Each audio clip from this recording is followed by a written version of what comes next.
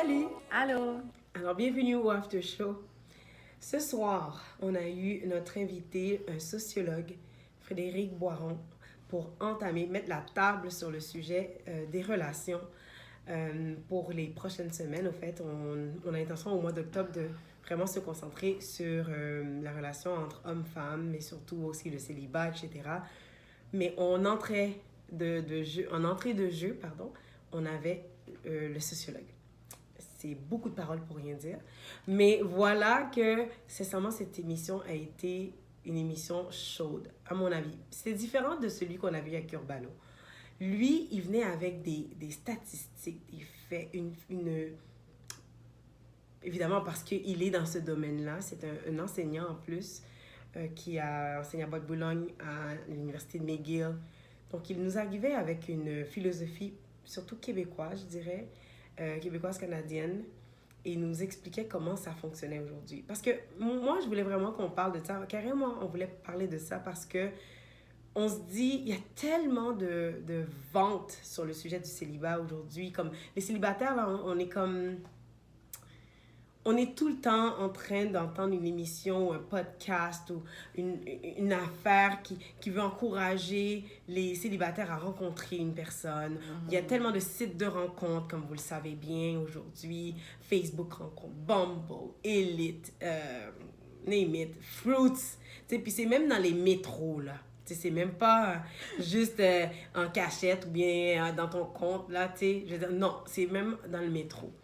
En tout cas, c'est avec tout ça pour dire qu'on a parlé des papas, des mamans, puis on se disait, bon, OK, on est rendu où entre les hommes et les femmes? Puis on voulait pas partir d'un point de vue comme juste ce que les hommes pensent, puis rentrer dans cette running gag de... Est-ce que ça se dit ça? En tout cas, rentrer dans l'espèce de jeu de « Ah, nous, on pense ça, vous pensez ça, c'est parce que vous êtes hors de la plaque. » C'est vraiment pas ça notre objectif. On voulait avoir la tendance de la société. Là, comme je disais tantôt, il nous a amené la tendance de la société québécoise, à mon avis, canadienne aussi.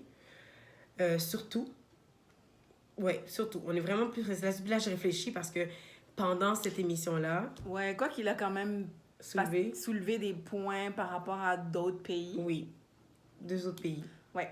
Puis c'est pour ça que vous allez écouter l'émission. Ouais. Vous allez pouvoir en savoir davantage. Mais...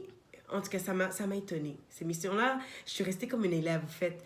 J'écrivais, je prenais des notes parce qu'évidemment, son expérience et connaissances amenaient comme une espèce de... Le prof à un élève, puis moi, j'aimais énormément apprendre. Ouais. Mais j'aimais aussi le fait que ça me sortait de ma zone de confort, en quelque sorte. Voici, je vais tout de suite vous amener un point qu'il a mentionné. Il dit... On ne peut pas construire une relation de couple basée sur l'amour. Parce que lui, sa perspective de l'amour, c'est un sentiment. Et un sentiment, c'est éphémère. Donc, lui, sa perspective, c'est une relation d'affaires. Moi, je pensais déjà ça, là. Donc, ça ne m'étonnait pas. Mais sur l'amour, pour moi... Tu pensais déjà que le mariage était une relation d'affaires? Ben, voici ma perspective. OK. C'est que tu rentres en relation avec la personne. Faut pas que je me perde là. Là, je suis malade. Vous allez m'excuser, OK? Je suis malade. Je suis pas dans toute ma tête n'est pas là. Mais je vais essayer d'être le mieux possible pour pouvoir vous communiquer un message qui fasse du sens.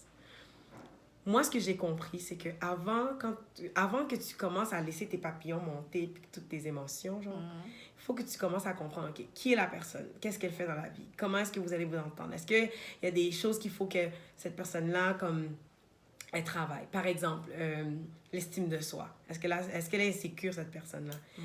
Donc, tu sais, de faire une espèce pas de préambule, là, tu sais, pas, tu sais, comme... Donc, toi, tu as une liste, puis là, tu passes chaque critère un peu.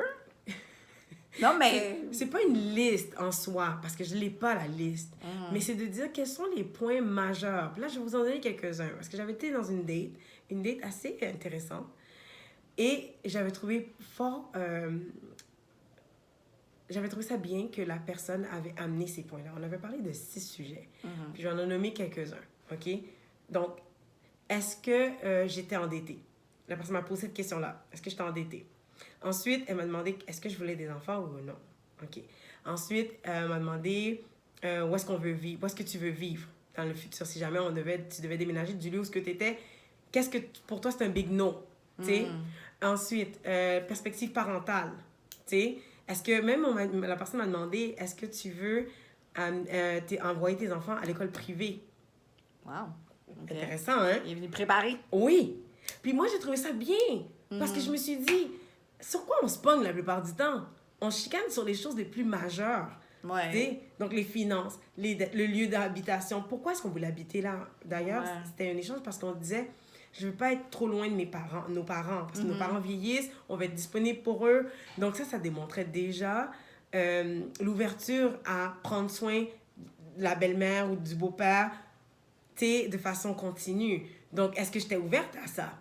Tu vois? Donc, ça amenait vraiment des points importants, présents. Puis là, on est resté pris sur 2 points, 2 ou 3 points. Puis là, il fallait qu'on réfléchisse, là. Puis qu'on se dise, est-ce qu'on veut aller plus loin ou non? Ça, c'est la date numéro 1? 2. Ah, OK. Mais à mon âge, à 40 ans, là, si t'as 20 ans, tu sais... À 20 ans, tu demandes, c'est quoi ta couleur préférée? Puis là, à 40 ans, tu demandes, bon, t'as-tu déjà été en thérapie, là? Parce que... D'ailleurs, c'était un des points. On n'a pas eu la chance d'aller jusque-là. Mais oui, c'était un des points. Parce que, 40 ans, t'as amené du bon bagage avec toi. OK, attends. Mais pour revenir à la question... L'émission. Parce que là, on s'éloigne du sujet. Oui. Mais pour revenir au point du contrat d'affaires. Oui, donc toi, oui. Ça fait... Donc, les points que lui, il a mis dans la dette... Oui. C'est des points à considérer comme si c'était une relation d'affaires. Oui. OK. Oui, parce que basé sur nos 2 points ou 3 points qu'on avait en divergence, ben, ça nous a vraiment amené à réfléchir. Et finalement, pour l'instant, en tout cas, ça n'a pas eu la chance on n'a pas eu la possibilité de continuer. OK. Parce qu'on avait des choses à réfléchir. Oui, je comprends. Okay. Puis, est-ce que ça voulait dire qu'on n'était pas intéressés l'un à l'autre? Est-ce que émotionnellement, ça n'aurait pas pu être fonctionnel? Oui. Ouais. Mais on se serait repris sur ces problèmes-là plus tard. Mais en fait, Monsieur Boiron, un des points qu'il avait amené, c'est que justement, quand on est en phase de dating, d'apprendre à se connaître, etc., il disait que un des points que lui, il voyait, c'est que tu faisais ton choix aussi en fonction de est-ce que cette personne-là va m'aider à progresser au niveau social. Oui. Donc, c'est un peu aussi ça que j'imagine inconsciemment que tu considères. Oui. Parce que tu veux pas, lui, l'exemple qu'il donnait, c'est que il disait que, exemple, tu vas pas aller prendre quelqu'un qui, je sais pas moi, il peut être super beau puis tu peux avoir une attraction envers cette personne-là, mais tu vas peut-être pas vouloir bâtir une vie avec cette personne-là si cette personne-là, c'est un clochard sur le coin de la rue, là. Exemple. Donc, je comprends qu'est-ce que tu veux dire. Donc, lui, tu le considères aussi, inconsciemment, j'imagine, tes critères ou les points que vous avez discutés. Oui. Puis en plus, ben inconsciemment, moi je pense que c'est inconsciemment parce que je pense pas que tu te dis est-ce qu'ils vont me faire avancer nécessairement dans la société. Non. Mais j'ai pas pensé à ça. Mais c'est sûr que tu vas pas te mettre dans une relation qui va te mettre en position de régresser. Oui, de régresser, oui, non. Ça, non. Puis d'ailleurs, tu sais, le fait qu'on avait plusieurs points en commun, ça me permettait de pouvoir me dire, OK, c'est quand même intéressant que par exemple, l'école privée, pour moi, c'est quelque chose qui est important. OK. Donc, oui, j'étais comme, OK, on a la même perspective là-dessus, c'est le fun. Tu sais, ça fait que, je pense que oui, ça doit être un contrat. Puis souvent, quand je l'amenais comme ça, les gens me disaient, mais ça veut dire que quoi, t'as pas de plaisir. Le plaisir va venir. Le plaisir va venir. Quand les gros morceaux sont déjà mis en place, là, le plaisir, d'ailleurs, il est encore plus présent, à mon avis. Puis c'est pour ça que j'ai bien compris le début de son affaire, de son discours, de notre échange. Puis quand je dis bien compris, c'est que ça rentrait dans mes cordes. Hein? Là où il m'a déstabilisée. Monsieur Boiron, là. Oui, c'est un mot infammadé. c'est que il disait que le mariage, c'était la prison. Est-ce que c'est ça que tu voulais dire tantôt? Non, c'était la prison pour les femmes. C'était une prison pour les femmes. Puis j'étais comme, comment ça, une prison pour les femmes? Puis j'ai pas encore fini là-dessus. Je n'ai pas encore fini de creuser, donc je ne vais pas aller plus loin. Mais je vais ajouter l'autre prochain point avant que je pense que tu embarques. Je voulais ajouter le point où il disait que quand on se marie, on va vers un contrat, puis c'est un contrat de préparation au cas de divorce. Puis que cette étape-là disait beaucoup pour la suite. Puis là, je vais pas en dire plus, vous allez pouvoir écouter. Mais moi, je me suis dit, en tant que communauté, à une rencontre, notre idéal, ce serait de faire un contrat d'unité dans le mariage, dans le sens que de se préparer pour le mariage, pas pour la division. Puis là, on parle de mariage parce que, d'après ce qu'on comprenait de notre invité, c'était principalement le mariage le problème, pas l'union de fait. Parce qu'il y a des gens qui sont en union de fait depuis des années, puis dès qu'ils se marient, ils divorcent. Ça, j'ai de la misère à le saisir. Pourquoi? Ouais. En fait, je me demande souvent, même chez les artistes, souvent tu vois que ça fait 20 ans qu'ils sont ensemble, ils se marient 2 ans après, ils se divorcent. C'est quoi? Est-ce qu'il y a quelque chose... C'est parce que... C'est pas l'esprit de prison? Je sais pas. C'est le contrat. Il y a quelque chose. C'est le contrat, il y a quelque chose avec le mariage. On dirait qu'il y a comme un poids qui vient se rajouter, qui fait en sorte que, oh my God, là, non, tu sais. Je me demande pourquoi. Je sais pas si vous avez des idées, dites-nous-le. Exactement. Parce que, tu sais, moi, personnellement, je crois au mariage. Puis je vois pas ça comme un contrat de divorce. Moi non plus. Puis il y a un point qu'il avait amené aussi par rapport à dans le meilleur et dans le pire. Ça aussi, il va falloir écouter. Honnêtement, c'est une perspective très, très intéressante qui est à contre-courant. Ou peut-être à contre-courant par rapport à mes valeurs, à moi. Par rapport à nos valeurs. C'est ça, exactement. Mais c'est sûr que moi aussi, comme Edna disait tantôt, ça m'a un peu déstabilisée parce que je me disais, waouh, c'est quand même particulier de parler de mariage comme quelque chose qui est prédestiné un peu à échouer. Exact. Donc, dans le fond, moi, je me dis, si on est pour penser comme ça, on se marie pas, là. Donc, je pense pas qu'il y a personne qui se marie, ou du moins, je pense que les personnes qui se marient se disent pas nécessairement, c'est sûr que ça va foirer, c'est sûr que ça marchera pas. Par contre, il a quand même amené un bon point en disant que la société, elle est bâtie comme ça dans le sens que c'est déjà prévu que si jamais vous vous séparez, il va falloir faire une division des biens, etc. Tout ce que vous avez bâti ensemble. Tout ce que vous avez bâti ensemble.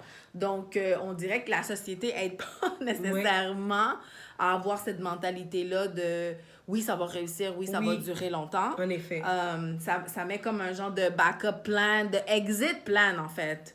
Une issue de sortie sur si jamais ça marche pas, au moins je sais que je suis safe en quelque sorte. Et j'aimerais juste te dire oui. sur ce que tu mentionnes en ce moment, on parle pas de relations abusives, hein? Non. Pas de relations destructives, pas de relations où la personne elle est maltraitée, elle est pas bien en elle-même. On parle d'une relation où c'est juste parce que on s'entend plus, on s'aime plus sur le basé émotionnel qu'on continue plus à se construire parce que d'une façon ou d'une autre, l'homme et la femme. Et c'est ça, il faut vraiment avoir une partie 2. Vraiment. Parce que moi, ce que je voulais lui demander aussi, c'était, est-ce que ça existe des personnes qui sont juste amies? Pas les friends with benefits, là. Non. T'sais, mais des gens qui sont pas capables de se marier, qui sont pas capables d'être en relation amoureuse, mais qui sont capables de pouvoir s'entraider. Comme avec le sexe opposé. Justement, je sais pas si c'est... Là, je vais pas dire n'importe quoi, là, mais il me semble que j'ai vu passer... Je sais pas si c'est un article ou quelque chose sur les réseaux sociaux qui... Je sais pas si c'est en Chine, au Japon ou en Corée, justement, que c'était des amis qui se mettaient ensemble, hommes et femmes, et justement parce qu'il y avait des avantages au niveau des taxes ou whatever, qui se mettaient ensemble puis ils se disaient, OK, maintenant, on va faire un companionship contract ou quelque chose comme ça, là. Fait que oui, je pense que c'est possible. Peut-être que c'est pas encore rendu comme ça ici, mais ça mais ça eux s'en autres, vient. parce que j'avais compris, là, de cette... je pense que c'est sur Instagram que tu l'as vu. Ouais. Puis c'est qu'ils étaient comme en relation libre, puis que dans le sens qu'ils se mariaient pour les avantages que ça apportait, mais que un moment, ils pouvaient quand même voir ailleurs. Mais qu'à un moment donné, si jamais finalement ils s'aimaient et puis qu'ils voulaient vraiment bâtir ensemble, ils pouvaient le faire. Moi, je trouve que... Puis Puis notre invité de ce soir disait que c'était comme on évoluait. J'étais comme, est-ce qu'on évolue vraiment? Parce que j'ai l'impression qu'on parle de ça comme si c'était si facile, mais on parle pas des insécurités, pas l'insécurité, les insécurités dans la relation, parce que de savoir que tu es dans une relation avec quelqu'un, que tu es en contrat avec elle, mais qu'elle peut voir d'autres personnes autour, même si tu l'aimes pas. Mais il y a des gens qui argumenteraient, qui diraient, si c'est clair. Ça, c'est comme les relations friends with benefits. Normalement, c'est supposé d'être clair, OK? On est là juste pour ça. C'est déterminer c'est quoi les règles de la relation. Puis après ça, s'il y en a un ou l'autre qui dit « Ah, ben là, moi, j'ai des sentiments. » Ben là, tu vas dire « on avait déterminé depuis le début que c'était ça. » That's messed up. Non, mais oui, mais c'est ça que je suis en train de dire. C'est que... Parce que là, moi, je trouve qu'on essaye de banaliser le fait qu'on est quand même des êtres humains, qu'on a besoin d'être en relation, puis d'être en relation authentique, qu'on a besoin d'être en accompagné pour... On a besoin. On a un certain besoin d'être accompagné pour se développer, pour faire plein d'affaires, tu sais, pour s'épanouir même. Donc là, c'est comme si... toutes les choses qui sont difficiles, on les rejette, puis là, on se dit, ça non. On veut juste les trucs qui sont faciles, puis qui nous amènent du plaisir. Oui. Ouais, mais il n'y a rien dans la vie qui est... qui vaut la peine d'atteindre et qui vaut la peine d'être bâti, qui ne requiert pas un peu de sacrifice. My gosh! C'est comme, tu sais... En tout cas, ça, c'est ma perspective à moi. Vous avez le droit de ne pas être d'accord, mais dites-nous là, on va partir une conversation, pas un débat, mais une conversation là-dessus, parce qu'on veut quand même savoir, tu sais, les gens de la communauté, c'est pas parce que vous nous écoutez que vous êtes tous d'accord avec nous. Exactement. Mais on veut savoir, OK, c'est qu'est-ce que vous pensez. Oui, parlons-en. Oui, parlons-en. Parlons-en bien, parlons-en mal, mais parlons-en. Oui. Mais moi, je me dis, dans cette relation-là, ce qu'on vient juste de décrire, là, que ils sont en union libre, mais dans un contrat de relation de mariage quasiment. Ouais. Imagine-toi l'autre fille, ou bien, là, je parle de la fille, mais elle a un enfant avec un gars de l'extérieur. Ouais. Là, elle embarque ça dans la famille. Oui, mais c'est ça, parce qu'on pense bien pas... écrit. Sacrifice, excuse-moi, là, on mais... pense pas aux conséquences. Moi, je me dis, si tu viens mêler des enfants là-dedans, là, ils vont être comme, OK, mais là, maman, papa... mais non, finalement, c'est papa à la maison... mais pour vrai, mon papa, il est à l'extérieur. Tu sais, je veux dire, ça a quand même des conséquences qui sont pas petites. Fait que je pense que c'est quand même beaucoup de choses à considérer, là. Absolument. Il faut quand même considérer lorsqu'on s'embarque dans des relations comme ça. Zéro jugement, vous faites ce que vous voulez. Moi, par contre, c'est pas quelque chose qui me conviendrait personnellement, là. Mais j'aimerais amener le point aussi qui disait que souvent, ou, tu sais... je me rappelle pas exactement la date, mais en tout cas, il y a plusieurs années, en fait, le contrat de mariage, le mariage était souvent, quand on parlait de devoir conjugal, souvent le devoir conjugal, on parlait du devoir conjugal de la femme. Donc, de la femme qui devait subvenir aux besoins de l'homme, la femme qui devait prendre soin des enfants, la femme qui devait prendre soin de la maison, etc. Mais c'était pas vraiment le devoir conjugal, c'était pas pour les deux. C'était juste, surtout pour la femme. Donc, je pense que à ce niveau-là aussi, je veux dire, avec la femme qui a de plus en plus de liberté et tout ça, puis tout ça, c'est super, là. Mais il y a aussi, comment je pourrais dire ça? Je pense qu'on est comme parti dans un autre extrême où est-ce que, là, c'est comme... tout est permis, il y a plus... Moi, je pense qu'il y a plus de... Il y a beaucoup de choses que je vois que je me dis, OK, il n'y a plus personne qui est responsable de rien, là. C'est comme un genre de free for all, tu sais. Mais je trouve pas ça nécessairement mature, parce que je me dis, si tu décides d'être en relation avec quelqu'un, ben tu as quand même un degré de responsabilité, tu sais, que tu dois... Des choses qui doivent être respectées, à moins que, comme on disait tantôt, dans le contrat que vous avez écrit ensemble, on dit, ben ça, non. Mais généralement, là, je veux dire, le respect, prendre soin l'un de l'autre, aide l'un pour l'autre. Tu sais, comme je disais ça à un de mes amis dernièrement, tu sais, tout le monde veut une relation qui est super belle, que, oui, je t'aime, nanana. Mais l'amour, c'est pas juste... Oui, peut-être que M. Boiron dit que l'amour, c'est éphémère. C'est vrai qu'on peut pas bâtir... C'est un sentiment qui va passer, qui peut-être pas...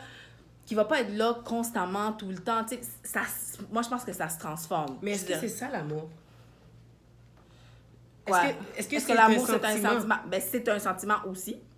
Mais c'est une décision. C'est une décision aussi. Mais mon point, c'est que je pense que souvent, les gens vont faire comme « Ah oui, oui, oui, moi, je t'aime, je t'aime, je t'aime. » Mais on n'est pas nécessairement prêt à sacrifier pour l'autre. Oui. Parce que l'amour, c'est ça aussi. Oui. C'est de se sacrifier. Fait que l'exemple que je donnais à la personne, je disais, tu sais, on dirait que ça fonctionne tant et aussi longtemps que ça fait mon affaire. Exact. Puis que l'autre personne, ça fait son affaire, right?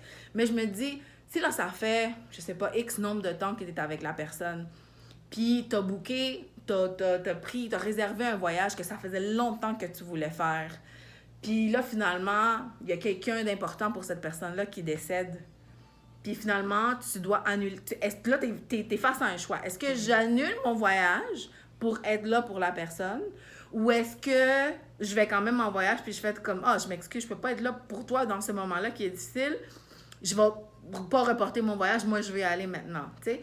Puis je pense que c'est ça. C'est rendu à des situations comme ça. Là, je donne un exemple extrême, mais c'est de dire... Extrême.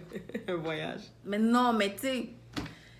Parce que, tu sais, c'est important pour toi, les voyages. Oui, parce que pour moi, c'est important, les voyages. Oui. Mais qu'est-ce que je veux dire, c'est que... Je pourrais en donner plein d'exemples. Il y a le gars qui s'appelle aussi Simon Sinek. Je sais pas si vous avez entendu parler de lui. Puis lui, il parlait à quelqu'un en entrevue, puis il disait, est-ce que toi, tu le sais, le moment exact dans lequel que tu es tombé en amour avec ta femme? Puis là, le gars, il disait, ben non. OK, mais c'est ça. Mais c'est parce qu'on peut pas vraiment dire, OK, c'était genre mardi le 8 juillet à 3 heures. Mais lui, il disait comme exemple, il dit, ben c'est le moment où est-ce que, quand vous étiez assis sur le divan, à se lever pour prendre un verre d'eau, puis elle te dit, mon amour, est-ce que tu veux quelque chose à boire? Puis elle te l'a amené. Puis là, il y avait une journée où est-ce que toi, tu avais eu une super journée au travail, mais qu'elle, elle a eu une journée super chiante, puis qu'à place de dire « Wow, ma journée a été super cool, nanana », puis là, tu as senti qu'elle, elle a pas eu une belle journée, puis tu as fait comme « Tu sais quoi, je pense que mon histoire, elle peut attendre, je vais l'écouter, elle, parce qu'elle a besoin d'être écoutée. » Fait que c'est ça aussi, l'amour. C'est pas des gros gestes, c'est pas d'annuler un voyage, c'est pas juste un sentiment, mais c'est quelque chose qui se bâtit dans mon livre à moi, tu sais. Mais tout ça pour dire que le devoir conjugal, je pense plus vraiment qu'il existe aujourd'hui. Je pense que chacun le définit à sa façon. Puis je pense qu'il y a autant de définitions de devoir conjugal qu'il y a de couple. Oui. Mais il y a un passage, par contre, que les gens utilisent beaucoup pour ceux qui sont religieux, là, qui vont utiliser dans leur carte de mariage, là.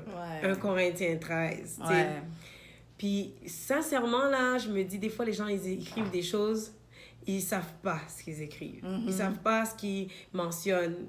Puis, je me dis, si tu prends le temps de lire ce passage-là correctement, c'est comme quasiment impossible que tu te divorces.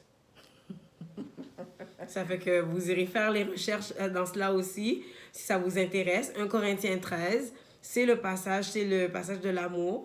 Vous irez le lire. Ouais.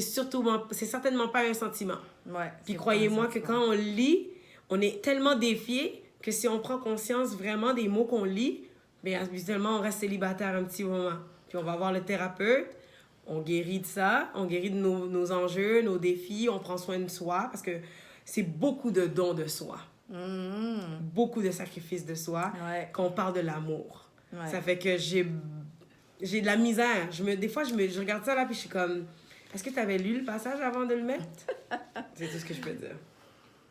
Ça fait peut-être juste beau sur la carte. Mais oui, c'est sûr, c'est toujours très beau. Ouais. Des fois, je me demande, j'écoutais un reportage d'Elizabeth Taylor et elle disait, j'étais en amour avec l'amour. Ah oui, ça aussi, il y en a. Puis des fois, j'ai de la misère à le saisir, mais plus je pense à ça, plus je me dis, on est en amour avec l'aspect romantique de l'amour. Ouais. Pas l'aspect difficile de l'amour. Ouais. Les aspects qui demandent de nous, Puis surtout qu'on est de plus en plus, on est dans une société confort. Tu sais, puis je veux pas excuser, parce que quand on parle dans les autres pays... de plus en plus individualiste. Oui, ici. Parce que moi, quand je pense à les autres pays, c'est pas mieux. Puis je peux comprendre le concept du mariage, la prison, parce que justement, je pense qu'il avait mentionné dans l'émission que dans les autres pays, il y a de l'abus. Tu sais, il y a des madames qui... Il y a des dames qui fuient leurs maris, qui sont exilés ici pour ça, parce qu'elles sont violentées, ils sont pas... Il y a des contrats de mariage, des fois, c'est des petites filles avec des messieurs de 60 ans. Donc, c'est sûr que... Et c'est là où moi, je vois l'humain. Hein? L'humain, crime, des fois, excusez-moi, là, je trouve tellement qu'on se perd. Et c'est pour ça que ce que Akairat dit dans une bonne sagesse, on peut pas tout mettre dans un seul contrôle, dans un seul format. Il y a beaucoup de choses qui est hors de notre portée. Mais en tant que communauté qui voulons aller de l'avant, qui voulons faire les choses autrement pour vivre autrement, c'est quelque chose à considérer. À considérer, OK, est-ce que je me marie? Est-ce que je reste en union de fait? Que ce soit l'un ou l'autre, ça demande des sacrifices. Ouais. Qu'importe. Ouais. Tu sais, maintenant, si tu veux rester friends with benefits, je sais qu'avec le temps, là, les gens là, qui ont des, excusez-moi le terme, fuck friends, là, à un moment donné, ils stannent. Ils veulent avoir quelque chose de plus stable, puis de bâtir avec quelqu'un à long terme. Puis c'est toujours qu'on vieillit. Mais on a fait paquet de dégâts. Tu sais, comme on a brisé plein de vies, là. Puis là, tout d'un coup, on prend une conscience, un nirvana, puis on veut rentrer dans une certaine forme. Puis c'est quoi cette forme-là? C'est qu'est-ce qui avait déjà été présenté dès le départ, tu sais. Donc, à réfléchir si on veut faire des familles saines, si on veut faire des familles saines, dans des corps sains, une santé globale, mais il faut qu'on réfléchisse à nos choix, à nos décisions, qu'est-ce qu'on va mettre de l'avant. On peut pas juste aller avec un gars ou avec une femme, un homme ou avec une femme, excusez-moi, parce qu'on a du plaisir, parce que c'est le fun, parce qu'il y a un sentiment, puis on pense pas au lendemain. Une fois que tu as fait ta liste, pas tu as fait ta liste, mais tu as bien évalué la relation, après, you dive in. Oui, mais je trouve tellement que c'est plate que les gens pensent après. Mais je l'avais vu, le red flag. Ouais, mais oui, ça, mais pas crier assez fort, le red flag. Mais je sais pas, je sais pas si vous avez vu récemment. Moi, j'en ai vu plusieurs reels passer sur Instagram, là. La fille qui est en train de sentir un parfum, là, puis qu'elle là, est comme... Parce que, genre, elle s'ennuie du gars qui lui donne... qui est un red flag ambulant, là. Wow. Tu sais, on est rendu là. On s'ennuie du drama. On veut du drama. On veut des red flags. Tu sais, c'est drôle, puis c'est pas drôle, parce que pour vrai, c'est ça, là. En tout cas... Je pense qu'on va avoir beaucoup de choses à se parler par rapport à cette émission-là. Je pense que ça a quand même bien mis la table. Je suis d'accord avec Edna pour faire une partie 2 avec M. Boisson. Mais ça annonce bien les prochaines conversations qu'on va avoir pendant le mois d'octobre. Fait qu'on va avoir du fun. Oui. À creuser davantage dans les relations hommes-femmes. Fait que restez à l'affût. Oui. Oui, pour on va essayer de faire ça assez inusité à chaque fois. Ouais. Parce que, tu sais, je veux dire, c'est le fun là de parler de comment rencontrer l'homme, comment rencontrer la femme, puis qu'est-ce que la femme manque, qu'est-ce que l'homme manque, puis les problèmes. Mais moi, je pense qu'il faut vraiment commencer par le soi. Ouais. C'est soi, c'est le célibat. C'est quand t'es dans le célibat, là, fix yourself. Désolée, je suis tellement pro là-dessus. Bon, alors, sur ces belles paroles, on se dit à la semaine prochaine. Oui. Bye.